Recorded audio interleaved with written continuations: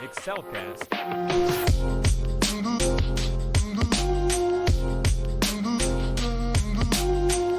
Hi everyone, welcome back to the ExcelCast. I'm your host, Joe Parker, and today I'm with Chief Dave Drezek.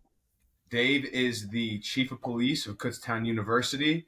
I met Dave while I was working out, actually, at Planet Fitness. One of our mutual friends introduced us together, and ever since it's been a blossoming relationship, and I'm very glad to have him on the podcast today. Dave, how are you doing? Joe, thank you so much for the invite. The feeling's mutual. Yes, I met Joe in the gym. He's a hard worker, and usually people with discipline and self-drive usually are attracted to each other. So thank you for the invite. I appreciate it. Yeah, absolutely. So, Dave, one of my first questions for you are, can you share any key initiatives or improvements that you've implemented during your time as Chief at Kutztown University? There's been several. First and foremost, I came here in 2018 after a nationwide search. Didn't know much about Kutztown. I was a finalist at the University of Wisconsin, Stevens Point. Didn't get that job, but someone at that institution said, do you know about Pennsylvania, our sister state, Kutztown University? I said, no, I don't. I knew a little bit of something about Pennsylvania. It's a beautiful area. I was at my daughter's a travel softball player. I'm a father of two daughters who both attend the University of Rhode Island. And I knew the area, and I liked it. But coming from New England, as you can tell by my voice, I wasn't really familiar. I came out, saw it, and as you know, this is a wonderful area. Very, very well known in the tri-state area, whether it's with Jersey, New York, Delaware, Maryland, well known throughout this region. But in New England, you know, they push you towards the New England schools, so I totally get it. And I came out here. But I came as a change agent. They were looking for change. There was some issues with the department, and they wanted me to help the current chief, Chief John Dillon, with helping change of the department in a different direction. When I reflect now, when I got here, and as a leader, when you come to get change, it's automatic pushback. Yeah. Don't like change. But I knew I had to stay the course. And I'm happy to report through this podcast, I can go over some different initiatives, and I'm going to do some now. I now currently am the Chief of Police, and I have a 90% buy-in from all my staff. I've currently just promoted multiple female officers. I noticed one of the initiatives when I got here, there was no campus community involvement. Couldn't believe it. So immediately, my hiring process, I brought campus community leaders. What you need to know and put in perspective for your viewers, Kutztown University is a major Division II university. The borough which we sit in, Kutztown, has 4,200 residents. Well, any given day here at KU, we have 8,000 students, 2,000 faculty and staff. Throwing a sporting event or something else on campus, well over 10,000 people every single day in our beautiful 300 acres. Yeah. So I say that to put in perspective because we also have our own full-time police department because we have 5,000 residents here every night that sleep here. The borough has 4,000 to put in perspective.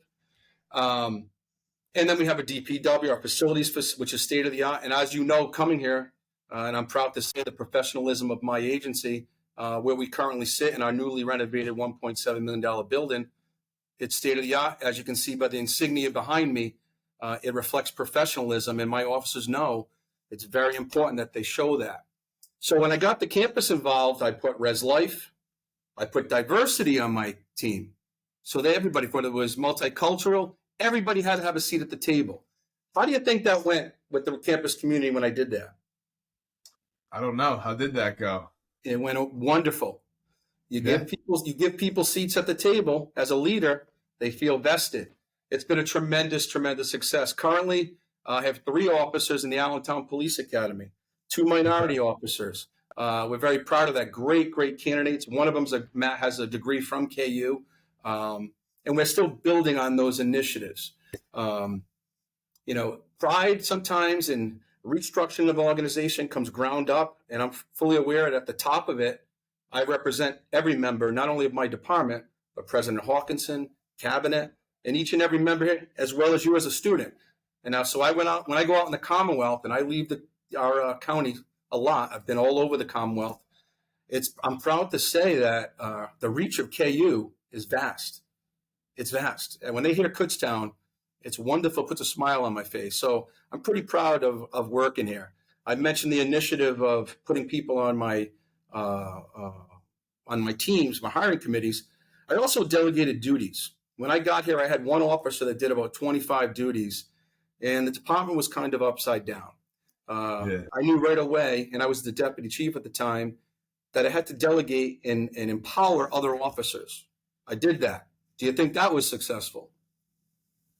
Yeah, I mean, it probably at first was a little rocky, but it probably got to a point where it was pretty successful. It was, and it took a little time to get to that point. But now, when you give an officer, just like we got the community involved, I empowered my office. If you go to my website, they're proud to see there that whether it's fleet management, firearms instructor, CPR instructor.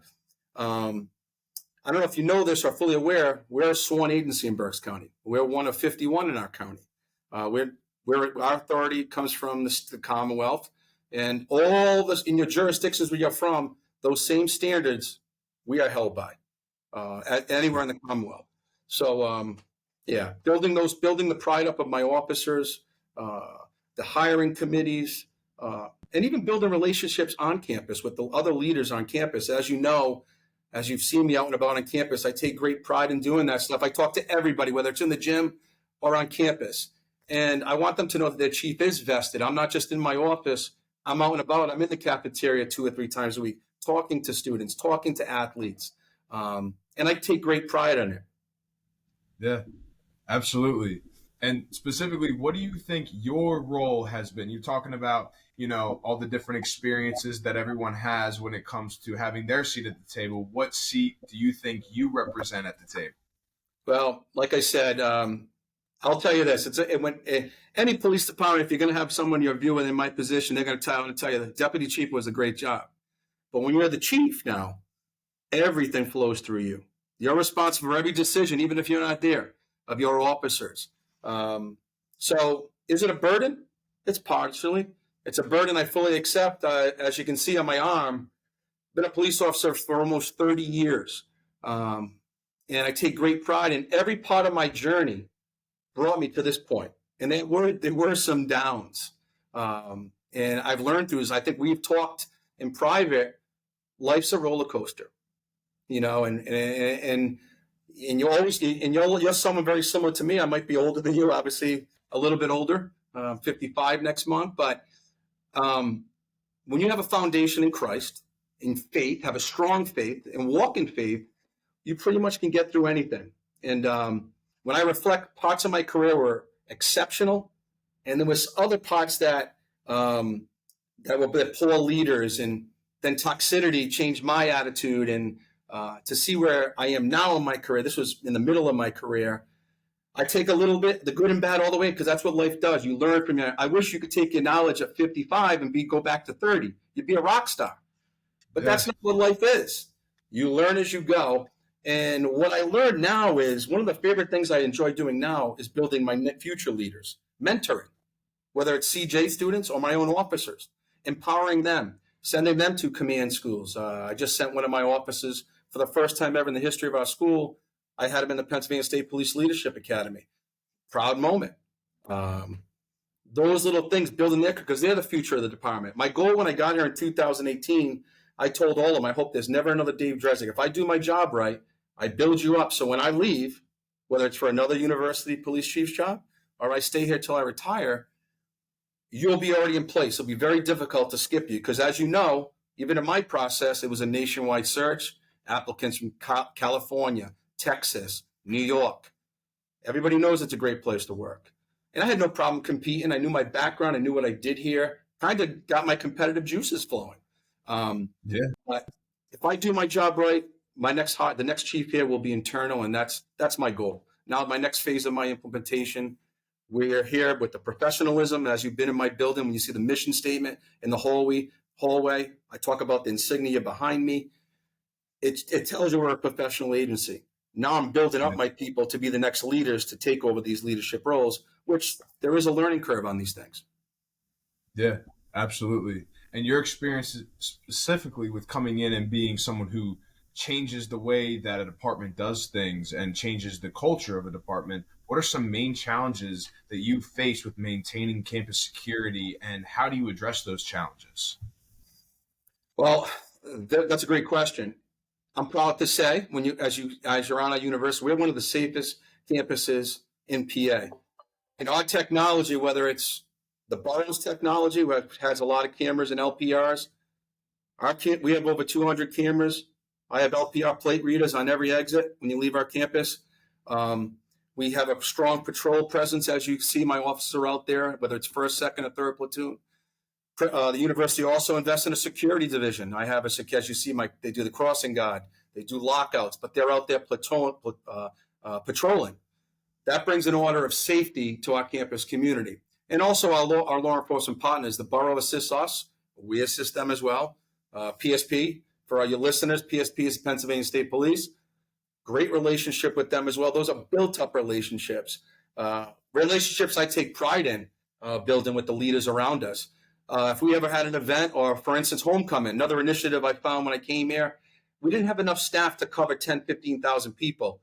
I reached out to Sheriff Eric Wheatneck. One of the first things I did, good friend, and then he embraced my request to bring sheriffs here for homecoming. It's been a tremendous success. It's built a great relationship with our Berks County partners and Sheriff Wheatneck, who I truly appreciate what he does for our university.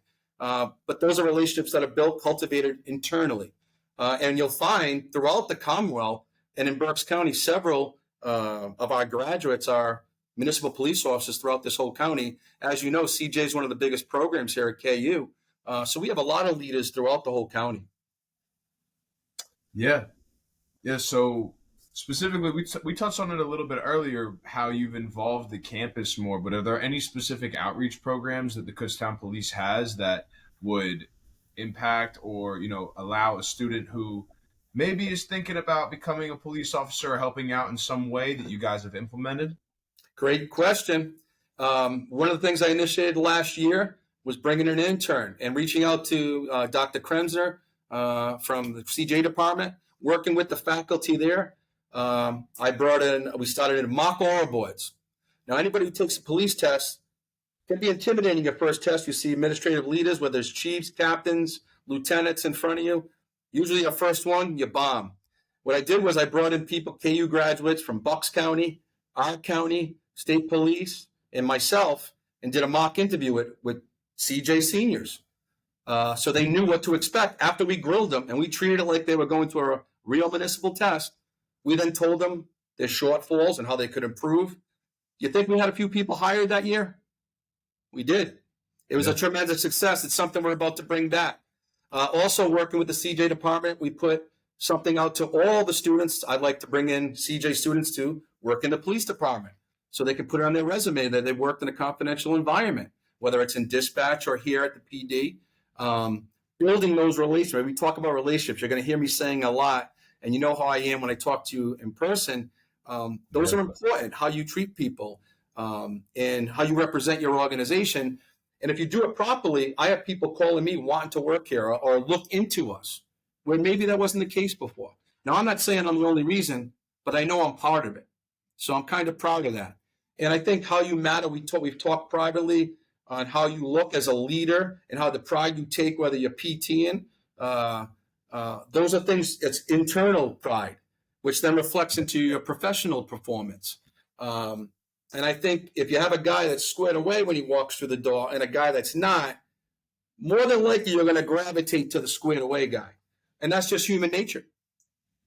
Yeah, absolutely. And it's all about planting those seeds, like you said, like treating people with the utmost respect when you first meet them, giving them great energy, giving them the time of day, and building those relationships, because you never know what that relationship is going to foster. I didn't know that this relationship was going to foster this. Exactly. But coming up to you, talking to you, and always having a great conversation with you fostered a great relationship. It's just an example of what having that sort of energy can do for you.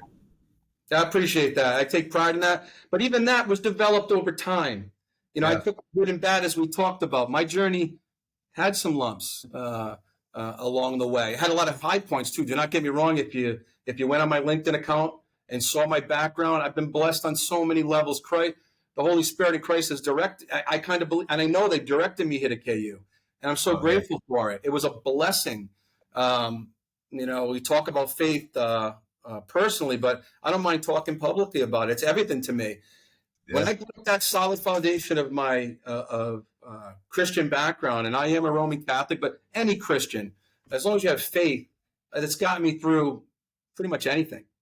So I don't really worry about the future, or I just walk in faith every day. I ask for good, strong discernment in my decision making as a leader of a major university, and I walk in that every day. Yeah, Dave, do you want to share specifically the story that you shared with me about your decision to come to KU and that journey for you and how it was? I could just touch upon it quickly. Yeah. It was one of those things where through prayer, I knew I just got back from the University of Wisconsin, and I knew I was in the final 3, and then they called me and said I was in the final 2 for University of Wisconsin-Stevens Point. It was in the top 3 or whatever it was. And then when I got back, I just was praying for, Lord, direct me where you need me.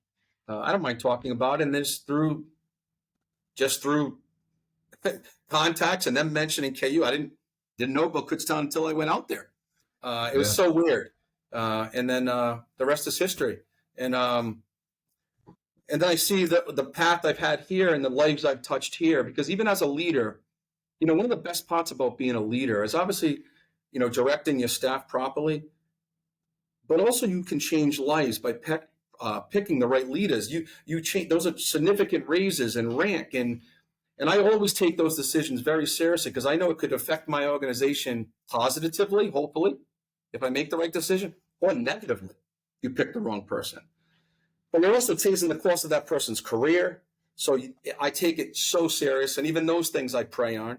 And I think I've made good decisions, but I have no problem talking about it, as you know. And I start every day. I don't really preach it, but a lot of times people will come up to me and talk about their faith, and I truly enjoy it.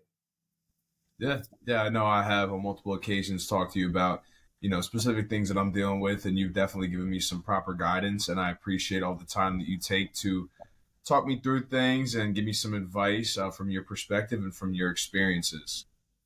Yeah, I appreciate that, Joe. Again, I was what they call maybe back in the day, a weekend guy, go to church here and there, But then when I fully accepted, Christ in my life, I talk to him when I go to bed and when I wake up in the morning, thank you for another day. It changed everything for me. And especially, like I said, even those first couple of years when I was trying to change, like I said, change is slow, especially in this region. Especially an outsider coming in, they knew, or they assumed, what they didn't know, that I was always going to be fair, just, and reward performance and what you give back to the university. And, it's just a great place to work. And every day I thank the Lord that I was directed out here to Kutztown. It's been a great thing. I would have never met you. Yeah, absolutely. And your approach to it too, it's very objective as well. And it doesn't allow for any sort of wavering. And I think, correct me if I'm wrong, but I think your faith has something to do with that too, because faith is an objective way to be. This is what's good. This is what you should do. And when you get subjective with some things, that's when it can kind of waver. So I feel like you kind of implemented your faith to an extent into what you do and to how you operate your department. I do. It's certainly part of it. Now, like I said, if you see me with a suit on, I probably have a cross on my lapel. I could have Christ on my wrist. It's just people know who I am in regards to that. But in the same token, like we talked about earlier in this conversation, I truly, truly believe you got to have, what do you build a strong house on? A foundation, right? Yeah. To me, my faith is my foundation. And I kind of wish I found this even sooner. Like I was always a believer, but until I invested properly, that's when things changed. And I honestly believe it. It starts with faith. I really do. I really mean that. Yeah. Like your faith is always there, but it's not until you make that choice. And that's what free will is, right? It's that choice to fully adopt the faith and be fully invested in the faith. And then that's what makes it even tenfold what it could be if you're just like, yeah, there it is. I'm going to believe in it, but I'm not believing it in action. I'm believing it in words and in thought. Yeah, Joe, that is a great point. I talk about that a lot. Thank you so much for saying that, because sometimes this mind, there's a million things going on, whether it's phone calls and 80 emails a day. The Lord's going to direct you to certain stuff, but in the end, it's your free will to make that decision. You know, the Holy Spirit talks to all of us. It's whether you want to listen. I think people with strong faith do, and we're all sinners. There's no question about it. But when you have a strong faith, it leads to strong discipline. When I see you in the gym 4 or 5 times a week, that's a choice. That's a choice you're committing to yourself. For me, that's a choice. That's a choice to stay fit, you know, at my age. And then when I see myself, and I thank the Lord, I hope I stay healthy. But if not, you know, it's what it is. But I do believe faith leads to so many other things in your life, and it makes you make usually the right decisions, meaning right, just, be fair to all. You know, I'm a police officer, and I don't take a side on anything. You know, we're here to keep the peace, follow the rules and regulations and laws of the Commonwealth. But I think when you have good, strong faith, you tend to always stay on that path, you know, and be objective, which is the main thing about police work. Got to be objective and figure out the problem. Yeah, absolutely. And even if it comes to a time where you can't work out anymore, something happens, you still have to have faith. Sometimes that's when faith gets even stronger, because you can't do what you normally have been able to do. Like if I run every day. Like if I broke my ankle, I couldn't run anymore. So now my faith has to activate even more, because I can't do what I normally do, what helps me get through the day. So now I have to rely on it even more. So sometimes things like that, that's how they always say sometimes setbacks are disguised as blessings, because now you have to adapt. And the only way you can is when you need to have God pick up that cross and carry it for you. Because if you can't carry it yourself anymore. And my friend, I'm telling you right now, you're still a very young man. You're going to have ups and downs. It's going to go like that for the rest of you. That's why you praise the Lord and Savior when you're up here, but also when you're down here. Because there is going to be ups and downs, my friend. That's what life is. It's a journey, you know? I believe that I'm one of those guys that I believe the glass is always half full. You know, you see how I carry myself, and that's not fake. Your viewers, you can attest to how I am in public. I'm the same guy, whether I'm in uniform, in public. I try to be positive to all. But it's just something that I've kind of embraced being a mentor now too. And I think that's what the Holy Spirit's kind of directing me towards. He knows I still do the leadership qualities are there, but he also knows I have knowledge to tell people, even the bad parts of my career, to move forward and to stay positive, because things change. But you got to have faith and walk in faith in those dark times when you can't see I couldn't see the steps, or you can't see the steps, but you're still marching on every day. That is when you'll hit that nice pinnacle in your faith. Yeah, absolutely. And being able to recognize those wrong steps, and being able to recognize, I heard a quote that said, people can resonate with your hell more than they can your heaven. So those bad times that you had, when you open up about those and say, hey, look, this happened, I didn't do this correctly, people go, oh, I've also not done that correctly. And look at you, look at where you've been. You're now the chief of police at Kutztown University.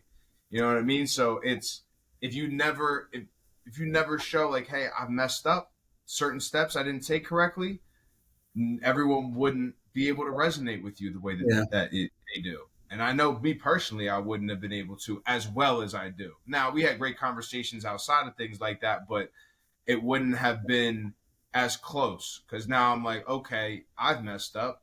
Dave's messed up before. Now I can resonate with Dave on how to get better. Yeah. How to get better from that point. Yeah, I if I can teach some, especially young officers, how to handle administrations. And at the time, I was a union president, and I was in the thick of it. And I always protected the officers. But I think tactically, I would have did things certain degrees different. I wouldn't have let so much toxicity get in my life. When you're in that mix politically, I see things so differently. Obviously, as a police chief, you're involved with a lot of major leaders. And so I like to tell the officers, especially young officers who want to learn, want to embrace. Again, I can lead you to the water. I can't make you drink it. They might say, the chief, a lot of times, the chief's just being the chief. And then they'll come in a couple of weeks later, chief, you were right. You know, and it's like, I just want you to learn If you learn from your mistakes, they're okay. It's when you make the same mistake over and over, sometimes a message is trying to get through to you. And like I said, I can't be a hypocrite because I've learned a lot in the way. Like I said, I've had a great career, but I've had lows too. And most people in 30 years are going to have both. And if they tell you they didn't, they're liars.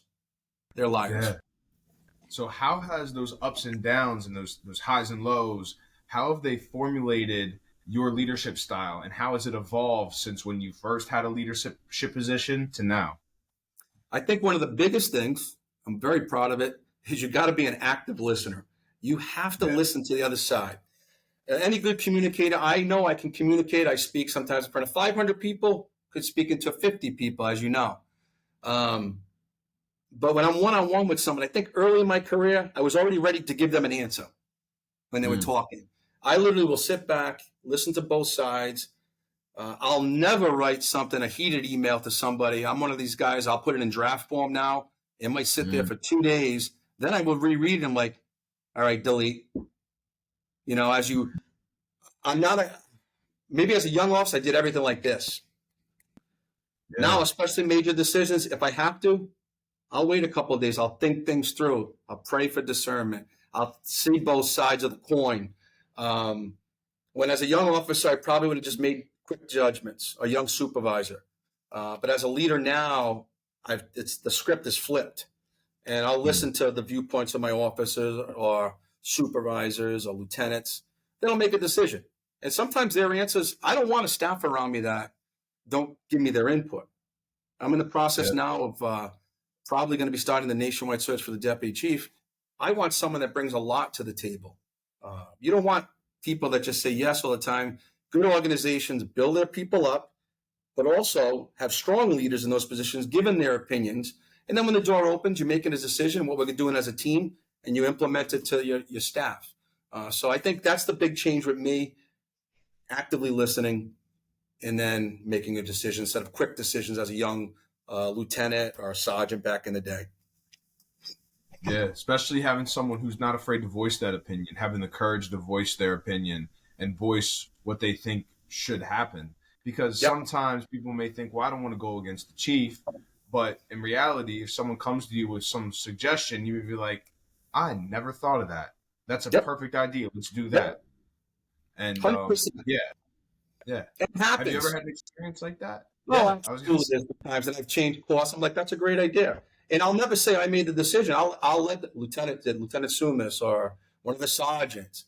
Like I said, when I empowered earlier in our first question, I talked about how I delegated duties to people. They took pride in those duties and self-initiated things that they weren't able to do before. Made them have pride in the organization and that patch behind me. That was all cultivated, the insignias I put in our new building. I want pride in I want our campus community. When they come in our police station, the first thing they're like, wow, this is very professional. I'm like, that's the point I want you to see as you come in. Because what you don't know, we don't advertise our crimes. We could have a $20,000 fraud case. We had the shooting last year.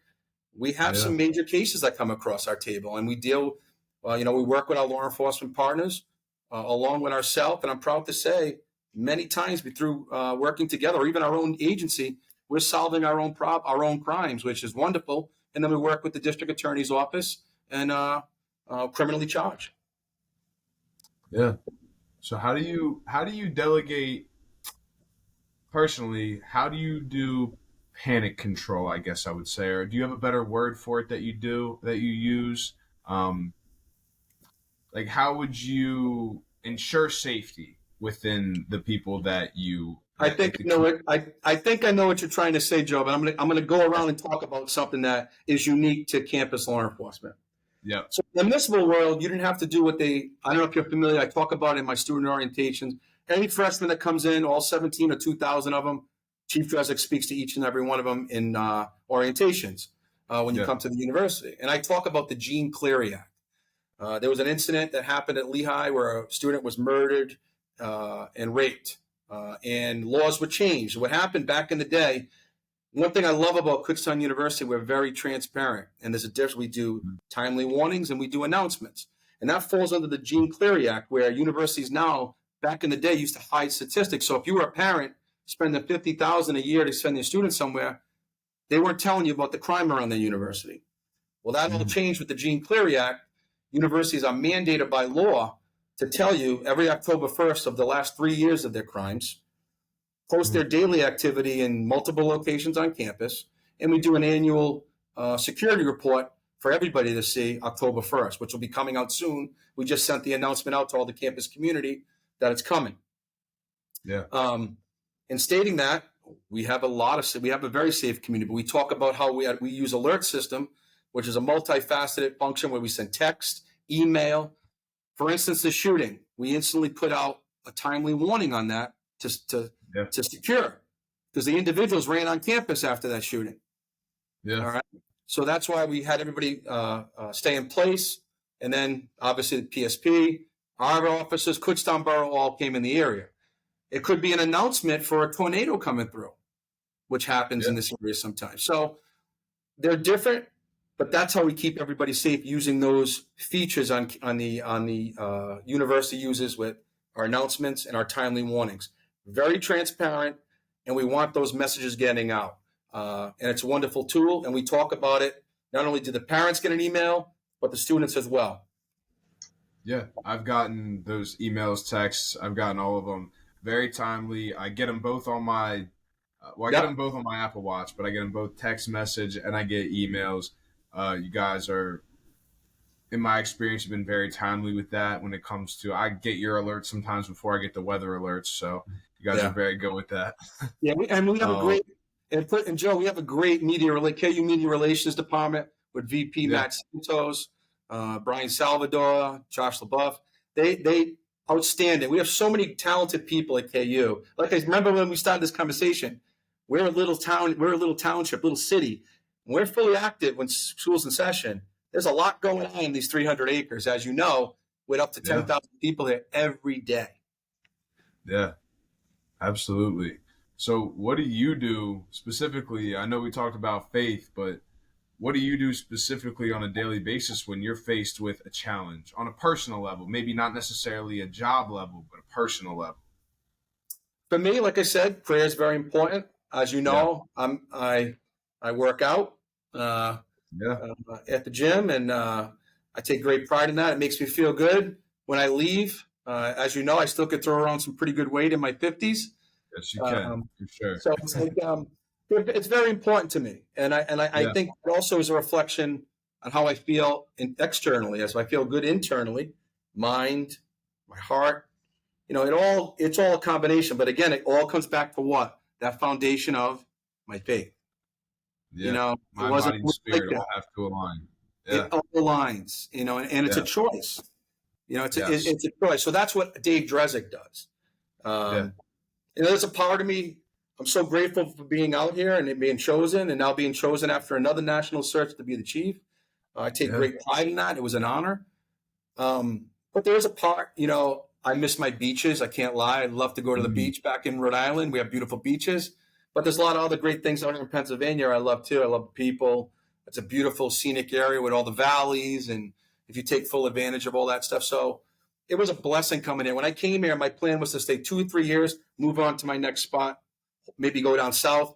But then the maroon and gold got in my blood, and the people, and the beautiful university, and the professionalism of cabinet, and all the leaders, and quality of life matters more than money sometimes. I'm very well compensated, but it's one of those things where quality of life sometimes is more important, you know, because you don't know where you're going to your next job, if it's good leadership and good directors, and how the police department is out here, from the trustees to the cabinet to the students to the faculty. A lot of good communication, which I value communication, as you know. As well as I'm open, I value that two-way communication.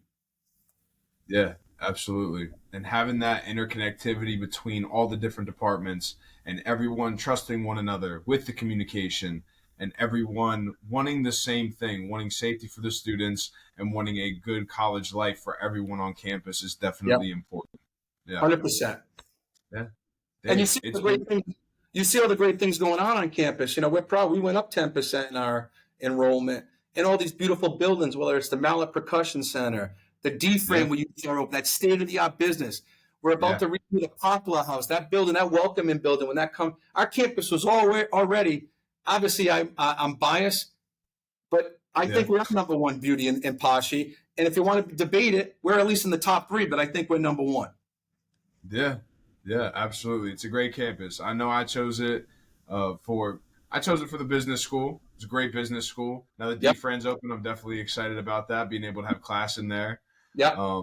And everything else that culminates the school was definitely attractive to me. So that's why I came here. And Dave, it's been great having you on, man. Are there any final words you want to leave any of the listeners? I'll tell you this, like we talked about since we harped on it, please, if you don't have it already, walk in faith. It will get you a lot of great places in life. And I do believe this one thing. I'll leave your viewers with this, and I think I've said this to you. I honestly believe in my heart, good people gravitate to good people, whether it's in the gym, at a concert, eating lunch in the cafeteria, or whether at Chick-fil-A on campus or Starbucks on campus. You tend to gravitate, and don't change your path. The people you walk with are probably the ones that are going to make you successful. If they're negative, I tell you to stay away from toxic people. If I could do anything in my career different, I would have avoided toxic people and stayed only with positive people and stayed focused, which I changed later in my career. Yeah. I honestly believe that's another key point. But it all starts with your free will and choosing your faith as your foundation. Lead from the front. If I have leaders that are listening right now, whether in the business community, whatever walk of life you are, leadership is still leadership, and it's important. And people that you don't even know are watching you, and you could be affecting their lives just by you handle your daily activities. Absolutely. Dave, thank you very much for coming on the show. I appreciate all the insight and all the advice that you had to give our listeners, but really me, because I took a lot from this conversation. So I really appreciate you coming on here. For everyone listening, Dave, you're on LinkedIn, right? Dave Drezek. I'll drop it down below in the description when I do post it. Also, follow us on Instagram at ExcelCast_. Follow us on TikTok at ExcelCast. We're also on YouTube and Spotify at ExcelCast. And I just recently started doing shorter clips. So it's more topic specific when it comes to things like that. So people can watch the whole podcast, or they can also watch clips as well. So I'm excited about that. And hopefully we'll get some nice clips from this podcast, Dave.